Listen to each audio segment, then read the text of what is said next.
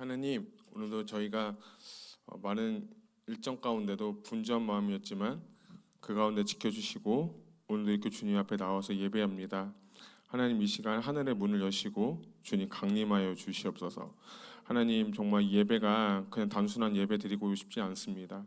단 한 번의 예배를 드릴지라도 주님의 은혜와 주님의 임재와 아버지의 영광을 볼 수 있는 귀한 시간 될 수 있도록 인도하여 주십시오.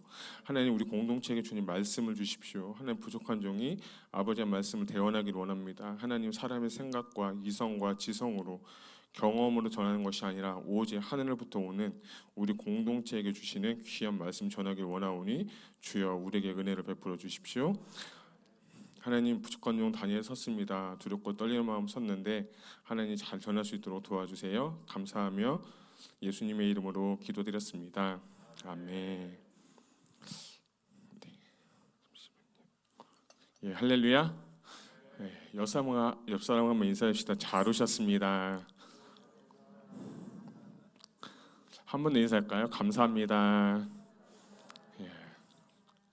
제가 외국 교회를 몇 번 이렇게 좀 1, 2년 다녔는데 웰커밍을 할 때 다 일어서 가지고 막 하이파이브 하고 허그하고 막 그런 게 전 개인적으로 되게 좋았어요. 그래서 이게 진짜 가족적인 모습이 아닐까. 그 교회가 되게 컸거든요. 그래가지고 여러분 그 하이파이브는 할 수 없어도 이 뒤에 있는 분들하고 한번 눈을 맞추면서 사랑합니다. 이렇게 사랑합니다. 한번 할까요? 사랑합니다. 예, 예, 감사합니다. 네, 어떤 분은 쌍으로 해주셨는데 감사합니다. 오늘은 제가 말씀을 좀 준비를 했는데요. 제가 이제 말변을 좀 준비하면서 자료를 보니까 이런 게 있었어요. 2019년도 고린도 후서 말변 교재 가운데 2019년도 고린도 후서 8과 32쪽 적용과 결단 2번 질문에 이런 질문이 있습니다. 교회는 목회자의 수준만큼 잘한다고 합니다. 또 목회자는 그 교회만큼 성장한다고 합니다. 교회가 성장하려면 목회자가 성장해야 되고 목회자가 성장하려면 교회가 그만큼 성숙해야 됩니다. 교회와 목회자의 바른 관계 설정에 대해서 이야기를 나누어 봅시다. 혹시 기억하시는 분 계신가요? 2019년도 고린도 후서 8과 쪽이 아마 30쪽이었을 거예요. 갖고 계신 분은 집에 가서 꼭 한번 보시기 바랍니다. 제가 왜 서두에 이 말씀을 드리냐면 제가 뭐 이거 찾아봐서 자랑하는 게 아니라 여기서 우리가 한 가지만 더 이렇게 집중했으면 좋겠어요. 그것은 뭐냐면 우리가 아는 만큼 인도하고 아는 만큼 이렇게 영혼들을 인도하지만 좀 저는 다른 표현으로 한다면 우리의 자아가 깨어진 만큼 영혼들을 이끌 수가 있습니다. 여기 계신 분들은 다 이제 리더자시고 집에서도 리더자시고 또 말변도 인도하시고 목장도 인도하시고 다 그러시는데 우리 안에 왜 변화가 없고 우리 안에 왜 그런 뭔가 역동성이 없을까? 옛날엔 뜨거웠는데 왜 그럴까라고 볼 때 여러분 저게 권면하고 싶은 것은 오늘 이 말씀처럼 목회자의 수준 또 성도님들의 성숙함 때문에 교회가 잘하고 공동체가 잘한다고 한다면 여러분이 정말 영적으로 더 깨어지시고 자아가 깨어지시고 또 여러분이 정말 주님을 닮아갈 수 있기를 주님의 이름으로 축복합니다. 그래서 그런 관점으로 볼 때 오늘 예수님께서 하시는 1장 9절부터 13절까지 말씀을 제가 준비를 했습니다. 한번 읽고 제가 딱 처음 드는 생각이 뭐냐면 설교할 게 없겠다. 설교할 게 없겠다.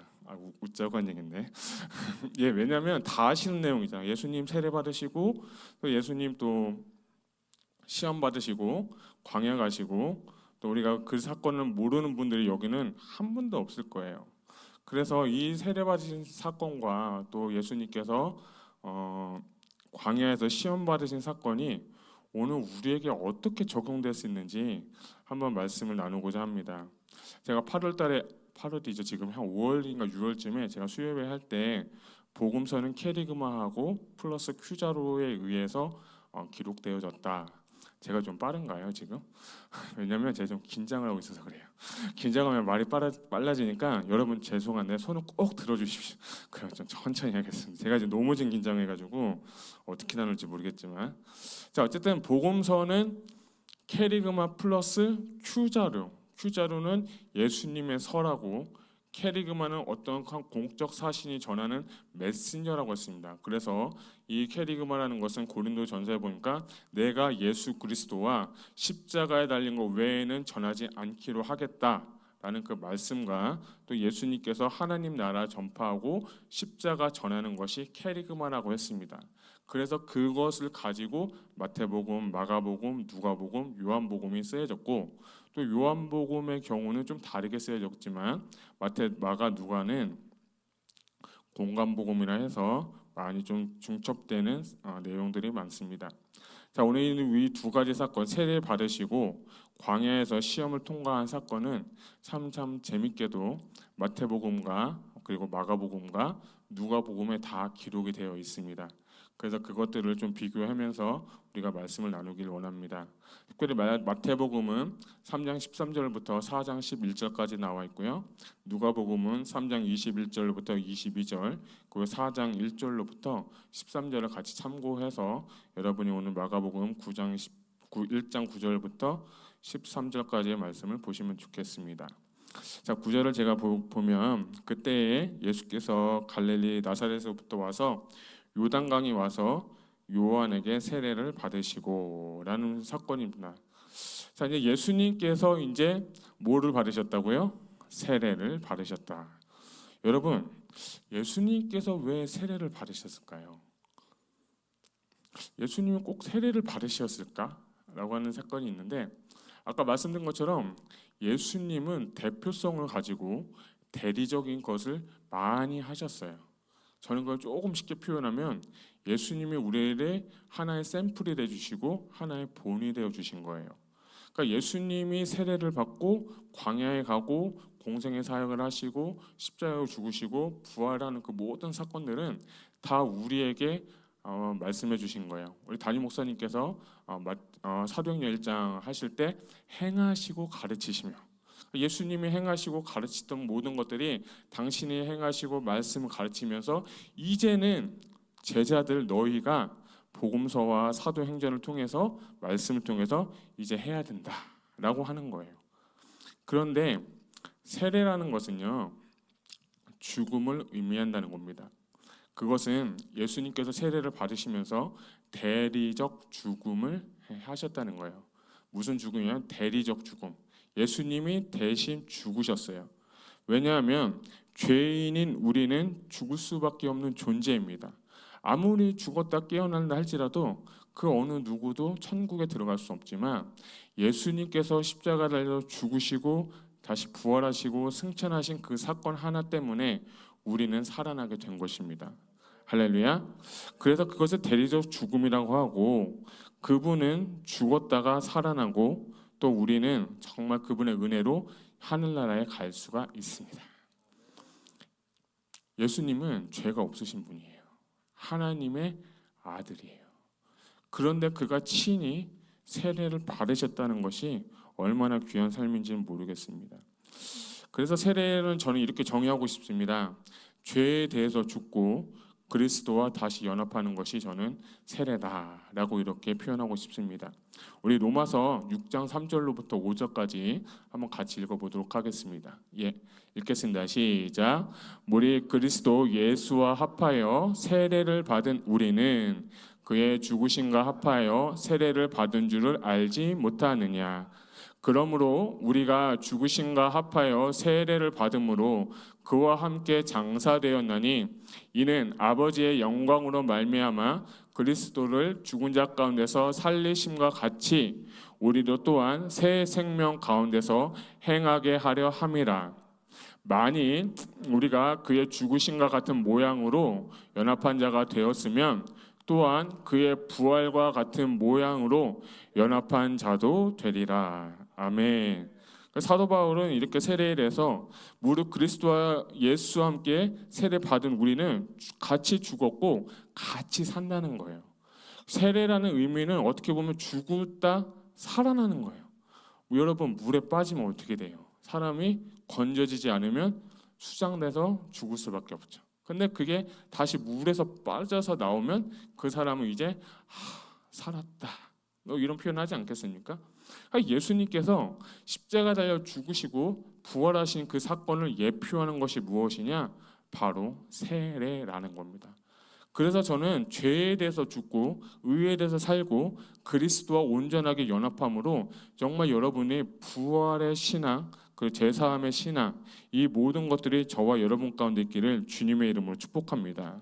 그래서 이 모든 일에 예수님께서 대리적 죽음을 통해서 세례라는 예식을 통해서 우리에게 죽음과 부활을 가르치셨고, 로마서의 말씀처럼 이제는 우리가 그분의 뜻대로 살아가고 그분의 죽으심과 부활대로 살아야겠다, 이것을 가르쳐주고 있는 것입니다.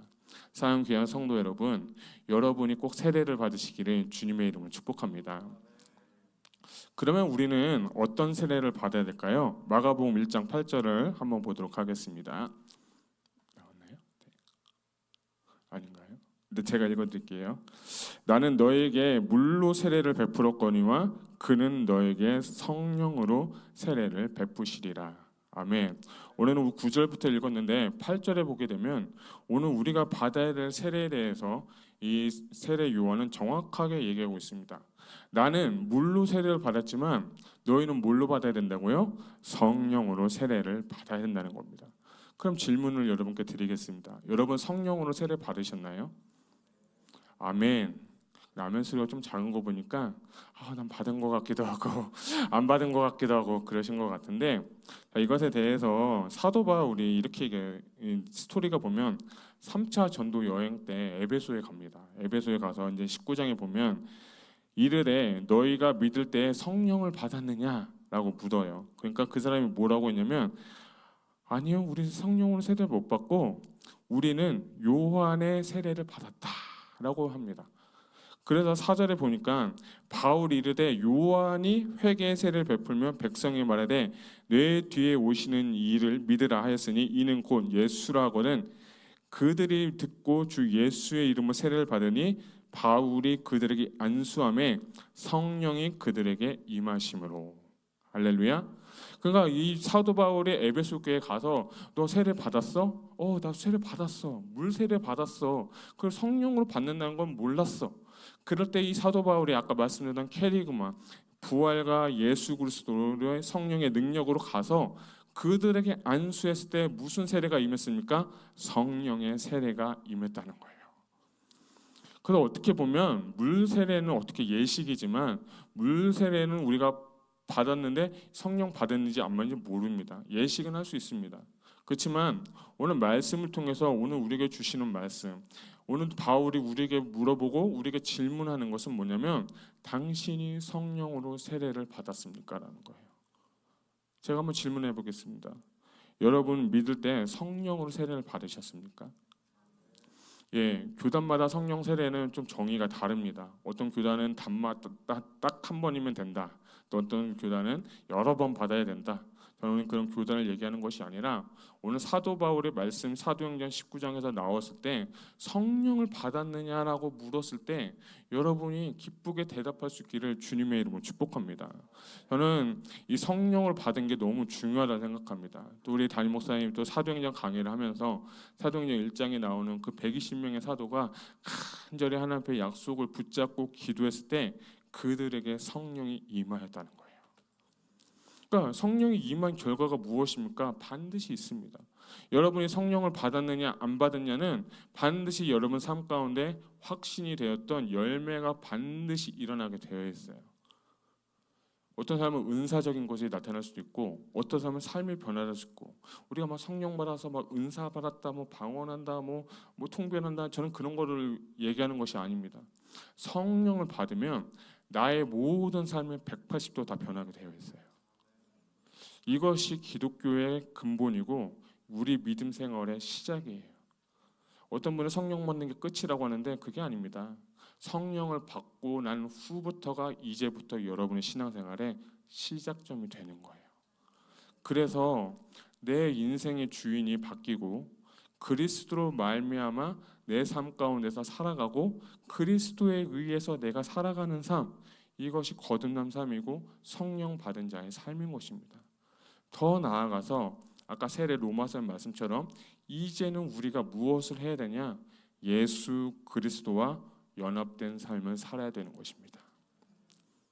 연합된 삶을 살아야 되는데 많이 걸림돌이 많죠. 그래서 참 안타깝고 우리가 좌절할 때도 많지만 그럼에도 불구하고 우리는 성령 받아야 될 줄로 저는 믿습니다. 오순절 마가의 다락방에 임했던 성령을 받은 이 제자들을 보십시오. 예수님이 붙잡혔을 때 벌벌 떨고 도망가고 부인하고 은삼십을 팔던 그 제자들이 성령을 받고 나니까 그들이 담대하게 복음을 증거했습니다. 목숨을 걸고 하나님의 일을, 하나님 나라 확장을 위해서 쓰임받았다는 거예요. 그래서 오늘 우리 이 시대 가운데, 이 시간 가운데 여러분 성령을 받기를 주님의 이름으로 축복합니다. 저는 옛날에 성령 받았어요. 뜨거웠어요. 근데 지금 좀 식었어요. 그런 분들 계시죠? 괜찮아요. 오늘 이 시간 성령 충만함을 여러분 사모하시기를 주님의 이름으로 축복합니다. 이것은 반드시 약속되어 있습니다. 이것은 사모하는 자에게 주십니다. 기도하는 자에게 주십니다. 할렐루야. 여러분 사모하십시오. 정말 성령 충만하고 성령의 능력 있는 교회가 역사를 이루고 믿음 생활에 능력이 나타날 줄로 저는 믿습니다. 자, 그래서 이 세례 받으시고 광야 시험을 지난 후에 누가는 이렇게 기록하고 있습니다. 누가복음 4장 14절 됐나요? 같이 읽겠습니다. 시작. 예수께서 성령의 능력으로 갈릴리에 돌아가시니 그 소문이 험하게 퍼졌고. 예수님의 무슨 능력으로? 성령의 능력으로. 예수님이 왜 성령의 능력으로 하셨을까요? 그분은 하나님의 아들이고 하나님이시고 삼위일체분의 하나인데 하나님이신데 굳이 성령의 능력을 받아야 될까요?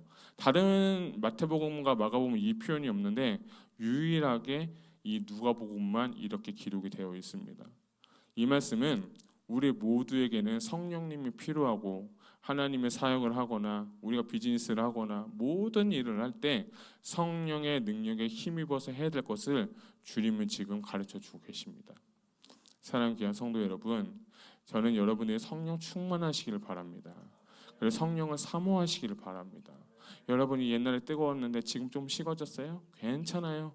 다시 구하면 됩니다. 아멘. 다시 구하면 하나님이 은혜 주시고 하늘의 문을 여시고 역사할 줄로 저는 믿습니다. 10절을 좀 보게 되면 10절 곧 물에서 올라오실 때라는 단어가 있는데 제가 그 10절을 보면서 제가 이 마태복음, 마가복음, 누가복음을 본 이유가 이 10절 때문에 본 거예요. 10절에 재밌는 단어가 하나가 나오죠. 곧 물에서 올라오실 때. 근데 이게 제가 그래서 다른 버전, 다른 책은 어떻게 써있는 곧이라는 단어가 있을까 하고 마태복음도 보고 마가복음도 보고 누가복음도 봤어요. 그래서 3장 16절 다음 슬라이드 한번 마태복음 3장 16절 보겠습니다. 시작. 예수께서 세례를 받으시고 곧 물에서 올라오실세. 누가복음 3장 21절 시작. 예수도 세례를 받으시고 기도하실 때에. 표현법이 너무 다르죠. 또 마가복음은 곧 물에서 올라오실세. 마가복음, 마태복음, 누가복음 표현이 다 다른데 재밌는 것은 곧이라는 그 단어가 마가복음과 어디에 나와 있죠? 마태복음에 나와 있어요. 그래서 그러면 이 곧이라는 게 어쩌면 마태와 마가는 썼구나. 그래서 제가 또 영어 성경을 좀 봤어요. 영어는 좀 안 되지만 마가복음만 보면 킹제임스 버전에 보면 and straight way coming out of water. 발음이 좀 현차지만 이해해 주시죠. NIV는 좀 다르더라고요. As Jesus was coming out of the water. 그러니까 킹제임스 버전에만 곧이라는 단어는 있지만 NIV는 없고 NLT 버전도 제가 보니까 없더라고요. 다른 버전은 이제 ASV나 뭐 그런 거 봤는데도 있는 게 있고 없는 게 같은데 어쨌든 킹제임스 버전하고 NIV는 좀 달랐어요. 그래서 제가 그럼 뭔가 좀 더 이상해. 그래서 제가 헬라어 사전을 봤어요. 헬라어 사전 다음 슬라이드. 곧이라는 단어가 따라해 볼까요? 유투스. 유투스라는 단어인데 이 뜻이 뭐냐면 참 재밌어요. 잠기자마자 곧바로 올라오시다. 그러니까 마가복음하고 마태복음에는 이 곧이라는 이 헬라어 유투스라는 단어가 잠기자마자 그분이 바로 어떻게 했어요? 올라왔다는 거예요. 그러니까 너무 흥미있는 거예요. 아니 우리 세례를 받으면 여러분 침례도 우리 이번 주도 침례식 하잖아요. 세례도 받으면 이제 세례할 때 담임 목사님이나 이제 목사님들이 세례를 할 때 세례만 기준하면 바로 떼진 않아요. 그러니까 내가 성부와 성자와 성령의 이름으로 뭐 세례를 주노라 뭐 이렇게 하잖아요. 전 세례식 때 그렇게 했거든요. 침례식은 제가 못 봤는데 어떤 영상을 보니까 요단강에서 이렇게 세례 받는 거 보니까 이게 잠근 다음에 바로 빼지는 않더라고요.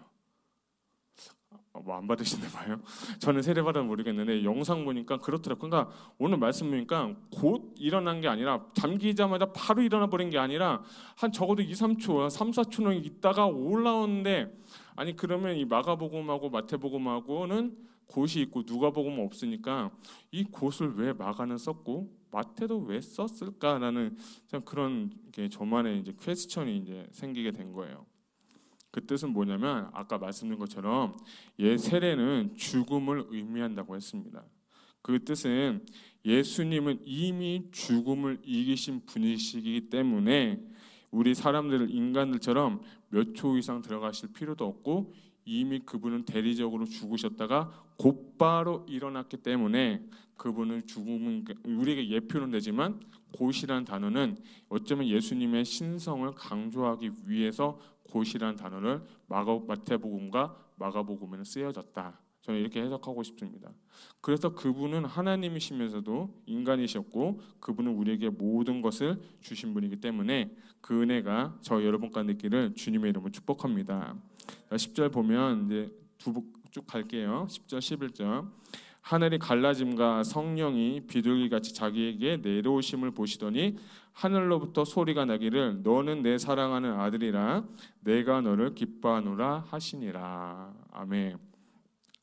자, 이제 세례를 받으시고 팍 올라오시면서 이 하늘이 갈라짐이라는 것은 잠깐 다 마지막에 가고 성령이 비둘기같이 내릴 때 성령이 비둘기같이 내릴 때 하시는 말씀이 뭐냐면 11절 보면 너는 내 사랑하는 아들이라 내가 너를 기뻐한다 라고 하는데 이 말씀이 어디에 나오냐면 시편 2편 7절에 나와 있습니다. 한번 같이 읽을까요? 시작. 내가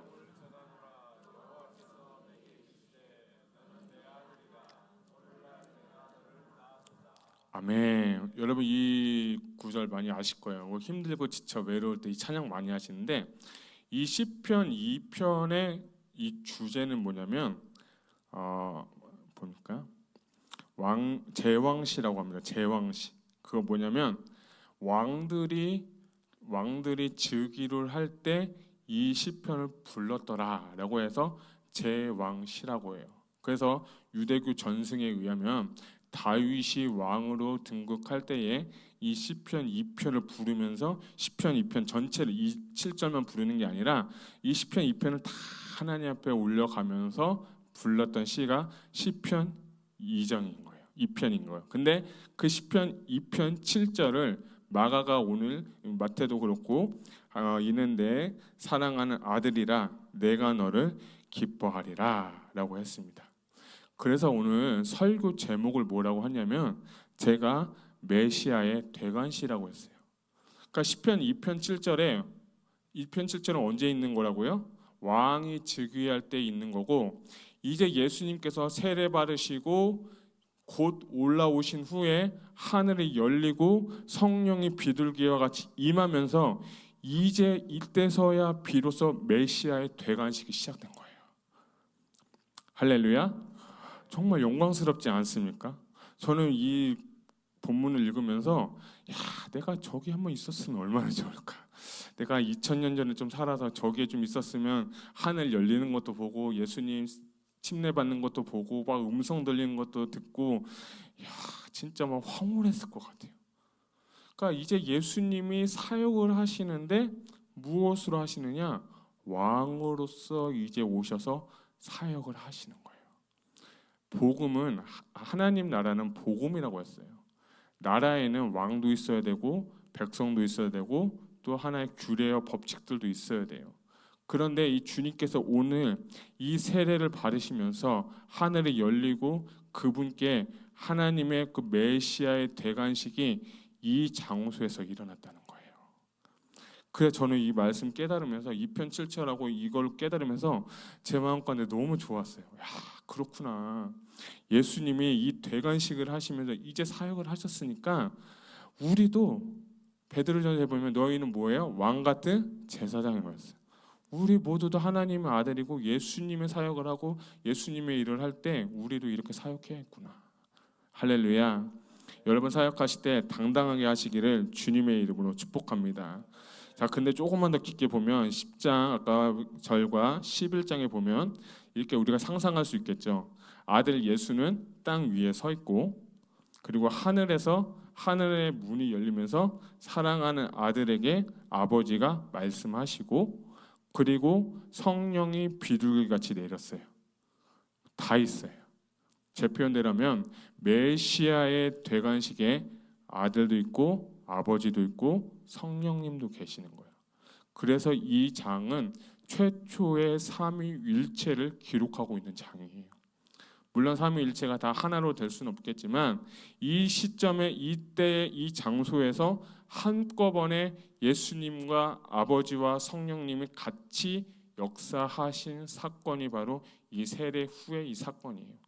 그래서 저는 이 장을 이 표현을 메시아의 대관식이고 예수님 사역의 시작이다라고 볼 수 있겠습니다.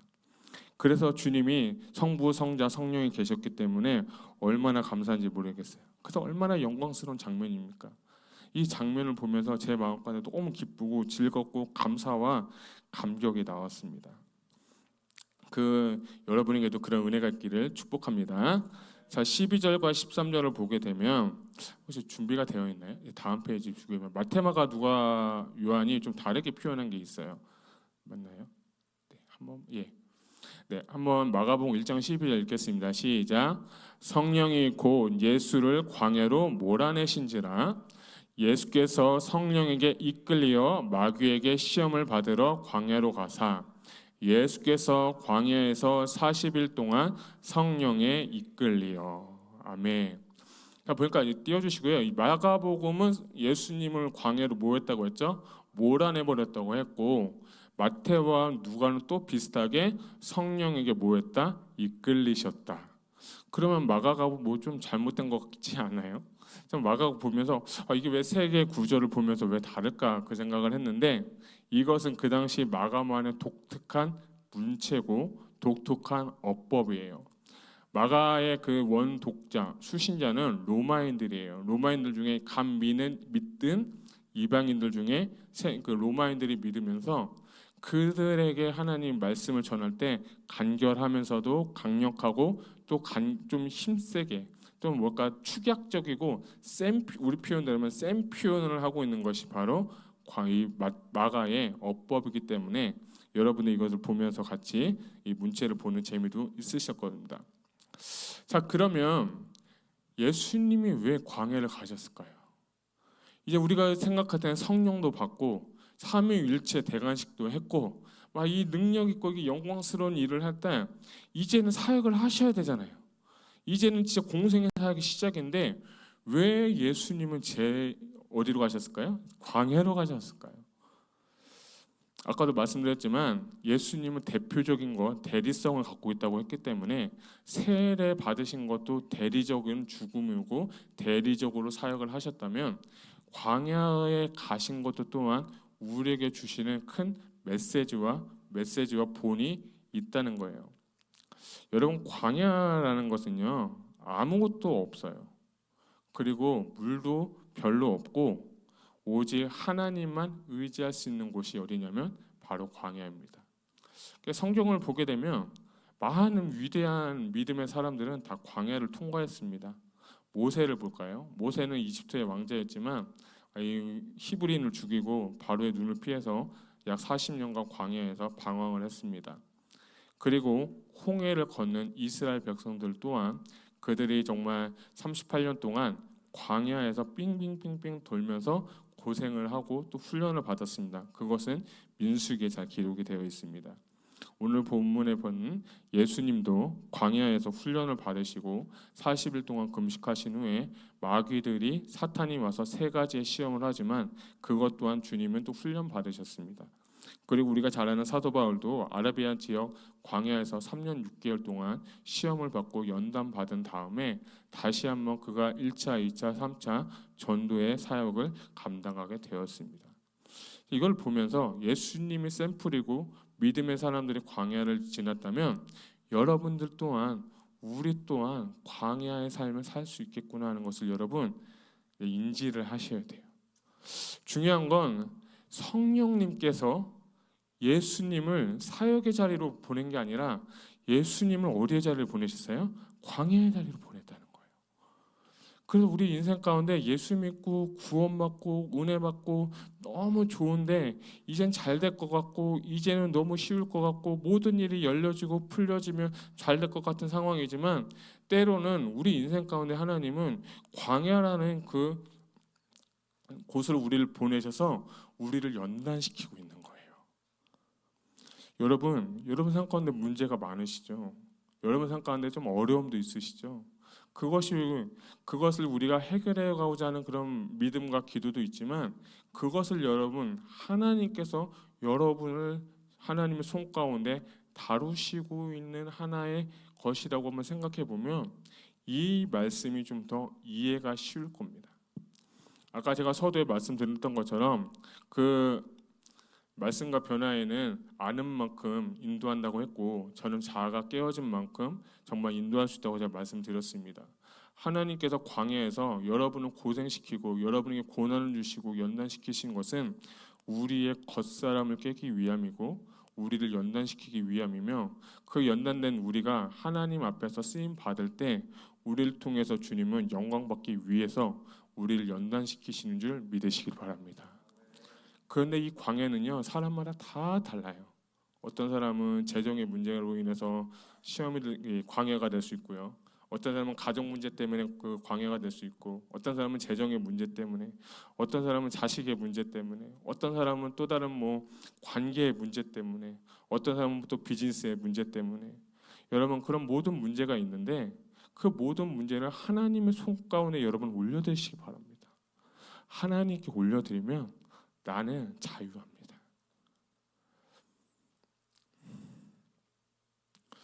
여러분 가운데 그런 은혜가 있었으면 좋겠습니다. 정말 이 내 인생에 문제가 있고 어려움이 있고 고난이 올 때 하나님이 나를 어딜 만지시고 어디를 터치하시고 내가 하나님 안에서 이 광야의 생활 가운데 나를 어디를 빚으시기 원하시는지 여러분과 영적인 센스를 가지고 깨달았으면 좋겠어요. 그렇게 되면 내가 이 문제 때문에 좌절하거나 낭망하지 않습니다. 오히려 그 고난 때문에 하나님을 더 찾게 되고 하나님과 가까워지는 겁니다. 제가 좋아하는 시편에 보면 이런 말씀이 있어요. 내가 고난을 당했는데 고난을 통해서 내가 하나님의 율례를 배우게 되었습니다 라는 고백이 있어요. 고난이 나에게 어떻게 보면 유익이 될 수 있어요. 내 인생 가운데 광야의 삶 가운데 여러분 혼자 있는 게 아니라 하나님이 함께 하신 줄 믿으시기 바랍니다. 그리고 그 광야를 인도하시는 분의 주체가 누군지 아세요? 성령님이신 거예요. 예수님도 사역을 바로 하신 게 아니라 아까 마가와 마태와 누가에 본 것처럼 이 마가는 성령님을 몰아내버렸어요. 그냥 내쫓아 버렸어요. 어디로요? 광야로. 마태와 누가는 이렇게 좀 정중하게 성령님께 이끌렸다라고 했어요. 신앙생활은 성령님에 의해서 하는 것입니다. 내 생각, 내 계획, 내 방법, 내 뜻으로 하는 게 아니라 그분의 뜻에 의해서 하는 것입니다. 우리의 비즈니스 내 마음대로 되는 게 있나요? 우리의 자녀들도 다 내 마음대로 되나요? 제가 이렇게 성도님들 기도 제목을 좀 이렇게 듣고 이렇게 보면서 좀 공통점인 게 하는 게 몇 가지가 있더라고요. 그 중에 하나가 자녀들을 위해서 기도를 많이 하시더라고요. 우리 자녀들이 이제 성장을 했는데 그리고 이제 결혼도 했고 이제 청년이고 직장도 구하고 다 했는데 하나님 앞에 다 돌아오지 못해서 그런 분들이 꽤 있으시더라고요. 그래서 제가 그거 보면서 저도 기도하면서 이건 진짜 기도 진짜 해야겠다 그런 생각을 많이 들었거든요. 그래서 여러분 자식도 내 마음대로 되는 게 아니더라고요. 특별히 신앙은 더더욱 안 되는 것 같아요. 그럼 어떻게 해야 됩니까? 그놈을 패서라도 교회 데려갈 수도 없고 그놈을 잡아서서 교회 데려갈 수도 없고 딱 한 가지 방법밖에 없어요. 하나님께 맡기는 거예요. 하나님이 하셔야 돼요. 그것을 깨달으면 나는 자유하게 되어 있습니다. 그 은혜가 여러분 가운데 있기를 주님의 이름으로 축복합니다.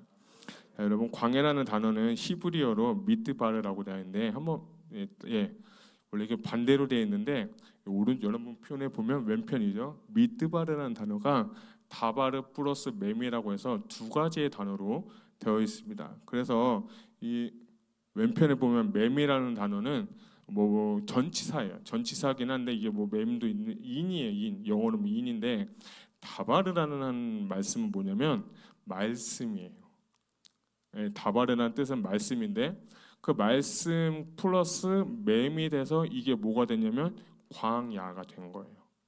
그래서 내가 하나님께서 광야를 하게 하신 이유, 광야를 통과하게 하신 이유는 하나님의 말씀을 깨닫게 하기 위해서, 여러분을 깨닫게 하기 위해서 광야로 보내신 거예요. 여러분 다른 거 한 번 더 다른 단어 한번 보여드릴게요. 이 맴이라는 단어를 한번 보이기 위해서 여러분 미시칸이라는 단어가 있는데 이것은 성막이라는 단어예요. 성막이라는 단어가 미시칸인데 여기서 샤칸이라는 단어는 거하다고 맴이라는 단어가 또 있죠. 그래서 여러분 그거 들어보셨죠? 쉐키나라고 들어보셨어요? 쉐키나? 안 들어보셨어요? 들어보셨어요? 안 들어보셨어요? 여러분 호응을 좀 해줘야 제가 잘할 수 있어요. 제가 여러분 반응이 없으면 긴장하고 있어요. 자, 여러분 쉐키나 들어보셨죠? 자, 쉐키나에서 파생된 단어가 저 샤칸이라는 단어예요. 그러니까 샤칸이라는 단어가 거하다고 맴이라는 단어가 아까 전치사고 하나의 장소를 의미하는데 하나님의 영광 플러스 맴이라는 단어가 합쳐진 단어의 뜻이 뭐냐? 성막이 되는 거예요. 그러니까 성막이라는 단어는 뭐냐면 하나님의 영광이 임하는 장소인 거예요. 다시 이 광야로 다시 돌아와서 이건 이해를 위해서 하나님의 말씀이 어디에 묻혀 있다고요? 광야에 묻혀져 있다는 거예요. 그래서 예수님 말씀하시잖아요. 천국은 마치 밭에 감추인 보화와 같다라고 했는데 저는 이걸 좀 다르게 해석하면 하나님의 말씀은요 캐고 캐가지고 그 광맥을 찾는 것과 같은 거예요. 그 말씀을 깨닫고 말씀 내 심령에 새겨질 때 그 무엇도 여러분 이기게 되는 줄 믿으시기 바랍니다. 제가 이제 대전에서 사역을 할 때 부목사 사역할 때 그때 여기 성경통도 강의를 했는데 그때 제 인생관이 너무 어려웠었어요. 진짜 어려웠었어요. 보통 어려운 게 아니라 제 표현으로 어떤 분하고 어떤 목사님 밥을 먹고 짜장면을 먹고 있었는데 그때 그 목사님이랑 그 이제 사건 얘기를 하면서 제가 울면서 막 짜장면을 먹을 정도로 제가 너무 그때 힘들었었어요. 그런데 이제 강의를 해야 되고 또 이것도 저것도 해야 되니까 준비를 해야 되잖아요. 근데 제가 체험한 게 있는데 그게 뭐냐면 너무 상황이 어렵고 너무 힘들고 괴롭고 쉽게 표현해서 내가 좀 교회를 꼭 다녀야 되나 막 그 생각까지 할 정도로 막 주님 사랑하는 건 알겠는데 교회 좋은 건 알겠는데 이거 어떻게 해야 될까 하고 막 제가 너무 힘든 적이 있었어요. 그런데 다음날 다다음날 또 강의를 준비하는데 신기한 게 그 한 시간 반 동안 강의나 그런 거를 준비할 때 모든 걱정, 근심, 염려가 다 사라진 걸 깨달았어요. 몇 주간을 하면서 제가 깨달은 게 뭐냐면 그때 제가 조금 깨달은 게 뭐냐면 말씀에는 능력이 있구나. 말씀 보니까 모든 걱정, 근심이 다 사라진 거를 그때 깨달으면서 제가 그때 말씀의 능력을 그때 조금 제가 맛을 보았어요. 여러분 신경 쓸 거 많으시고 또 여러분 또 정리할 것도 많으시지만 잠시 내려놓고 하나님 말씀에 집중해 보시기 바랍니다. 하나님 말씀은 송이 꿀보다도 더 달다고 했어요. 그 말씀을 연구하고 말씀을 읽고 말씀을 주시는 그 은혜를 받으면서 여러분들이 그 말씀의 능력을 살아갈 수 있는 저와 여러분 되시기를 주님의 이름으로 축복합니다. 광야는 하나님의 말씀이 있는 곳입니다. 말씀이 있는 장소입니다. 이곳에서 홀로 외롭게 있는 사람에게 하나님의 말씀이 들려지고 하나님의 말씀이 열리는 것입니다. 그 은혜가 여러분 가운데 있기를 주님의 이름으로 축복합니다. 10절로 다시 돌아와서 제가 한 절은 안 했는데 10절에 보게 되면 하늘이 갈라짐과라는 단어가 있습니다. 갈라짐 그리고 잠시만요. 맞습니다. 하나님 갈라지다, 열리다. 열리다는 단어가 됐나요? 예. 한 페이지만 더 넘겨 헬라어로 한번 보여드리겠습니다. 예, 맞나요? 스키조라는 단어인데요. 한 페이지만 넘겨주시면 될 것 같아요. 예, 스키조. 이게 좀 헬라어가 좀 떨어졌는데 한번 따라해볼까요? 스키조. 스키조라는 단어가 저는 참 이번엔 묵상 말씀 준비하면서 제 마음 가운데 참 은혜가 되었습니다. 근데 먼저 마가복음 15장 37절과 38절을 다 같이 한번 보도록 하겠습니다. 같이 읽겠습니다. 시작. 예수께서 큰 소리를 지르시고 숨지시느니라. 이에 성소 휘장이 위로부터 아래까지 찢어서 둘이 되니라. 아멘. 여기서 찢어져라는 단어하고 아까 말씀드렸던 갈라짐이라는 단어는 똑같은 스키조예요. 제가 이거 말씀을 보면서 지금 이 시점은 아직 공생의 사역을 하시지 않았는데 예수님께서 세례를 받을 때 하늘이 어떻게 됐죠? 갈라졌어요. 그리고 이 시점은 언제냐면 마가복음 이 15장의 시점은 예수님께서 십자가 달려 죽으시고 소리치실 때 그때 비로소 이제 숨을 거두실 때 어떻게 된 거예요? 휘장이 뭐였어요? 찢어졌다는 거예요. 이 한 단어, 두 가지 표현인 한 단어인 이 스키조가 예수님의 공생의 사역의 시작과 끝에 쓰여졌다는 걸 보면서 제가 깜짝 놀랐어요. 와, 제가 이걸 보면서 찢어지고 열려진다는 것을 보면서 예수 그리스도께서 오셔서 하늘의 문을 여셨다는 거예요. 예수님이 오신 모든 목적은 뭐냐? 하나님과 인간 사이에 막혔던 그 모든 담을 헐어버리시고 이제 우리가 예수 그리스도 말미암아 가게 되는 그 사건이 예수님의 사역의 중심이 된 것을 제가 발견하게 됐습니다. 여러분, 그 하나님께 예수님께 감사하시기를 주님의 이름으로 축복합니다. 여기서 휘장이라는 건요 굉장한 거예요. 여러분 성막을 공부하셨는지 모르겠지만 여기서 휘장은 성막은 세 가지로 나눴거든요. 뜰, 성소, 지성소가 있는데 성소와 지성소 사이에 있는 이 가림막이 휘장인데 이 휘장막의 그 길이는 5m 곱하기 5m예요. 뭐 그렇게 뭐 크지는 않지만 어쨌든 5m밖에 5m인데 참 재밌는 게 뭐냐면 이 휘장의 두께가 중요해요. 두께가 뭐냐면 약 8cm에서 좀 학자마다 다르지만 어떤 분은 8cm, 어떤 분은 12cm예요. 그러니까 여러분에게 실을 하나 드리고 휘장을 만드세요라고 하면은 여러분 아마 평생 가도 만들 수가 없는 겁니다. 여러분 목도리 떠보셨어요? 목도리 떴는데 시간이 오래 걸리나요? 안 걸리나요? 그럼 오래 걸리지 않아요? 근데 그게 두께가 12cm예요.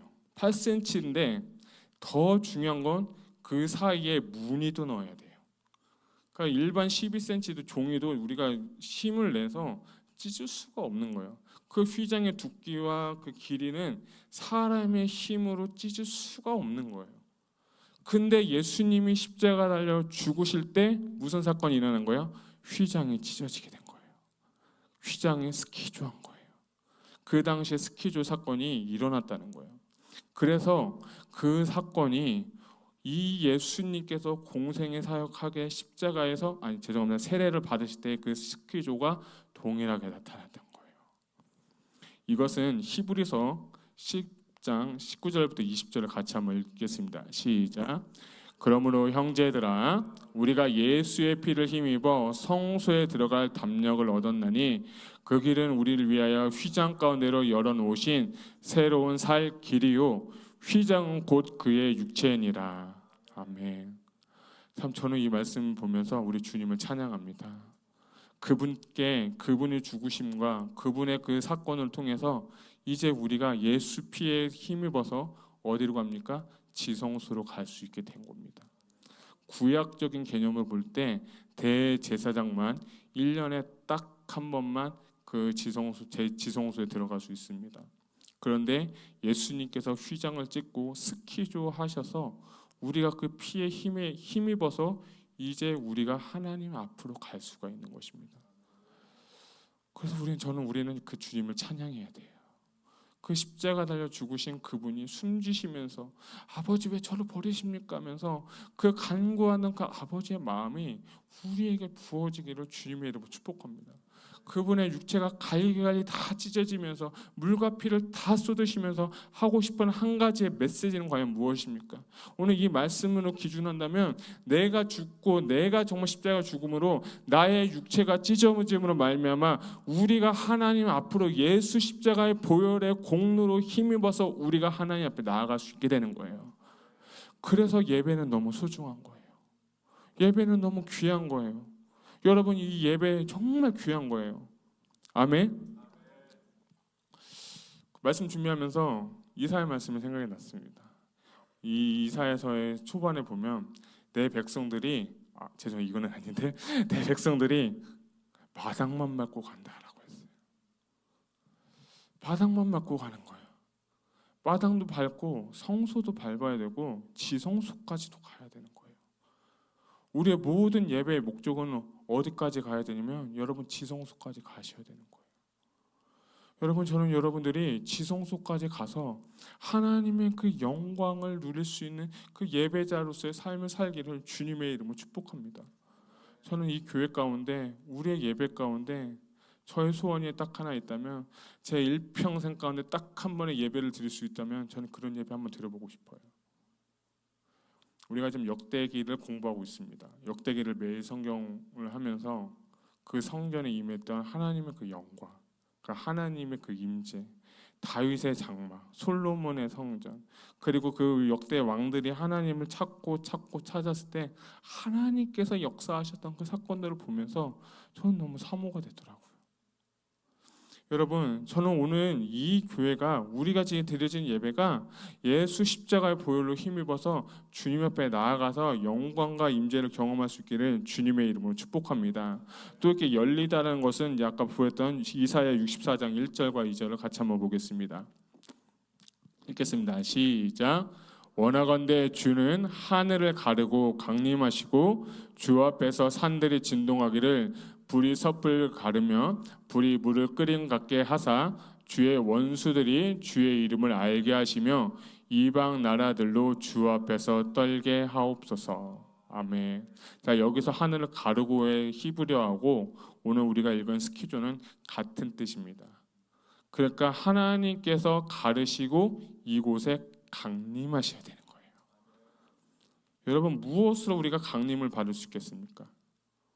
여러분, 저는 우리가 기도하고 간구하고 갈망할 때 하나님의 이 하늘을 가르시고 임할 줄로 저는 믿습니다. 저는 그런 예배를 꼭 드렸으면 좋겠어요. 그런 삶이 되시기를 주님의 이름으로 축복합니다.